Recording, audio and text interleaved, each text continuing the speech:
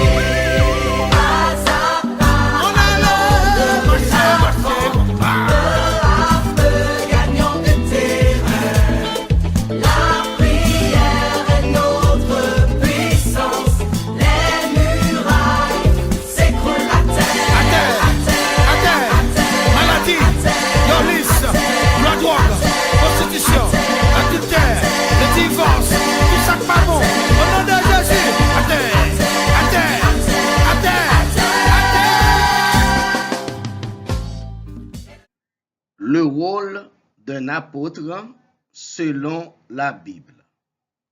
Le terme apôtre vient du grec apostolos, ce qui signifie envoyé. Il se réfère à quelqu'un qui est chargé d'accomplir une mission bien spécifique selon l'ordre de celui qui lui a confié le mandat. Dans l'Église primitive, les apôtres étaient considérés comme un membre de l'assemblée dans laquelle ils persévérèrent. Leur rôle fut d'annoncer l'évangile de Jésus-Christ de partout en Israël et les villes avoisinantes, et aussi dans le monde entier, comme en fit Paul, surnommé l'apôtre des païens. Le Nouveau Testament est encore plus ferme dans sa désignation des apôtres, en faisant allusion uniquement à ceux qui ont été témoins de la résurrection de Jésus-Christ et qui furent mandatés pour le faire connaître au monde entier. Les évangiles de Marc, de Luc et de Matthieu reconnaissent aussi que la mission d'un apôtre se réfère à quelqu'un qui est désigné pour être avec Jésus-Christ et pour être envoyés pour annoncer son évangile. Selon Marc, le chapitre 10, verset 2, Luc 6, verset 13, Matthieu 10, verset 5 à 42 et Matthieu 19, verset 28. À l'exception de Paul qui avait reçu une mission directe pour les païens.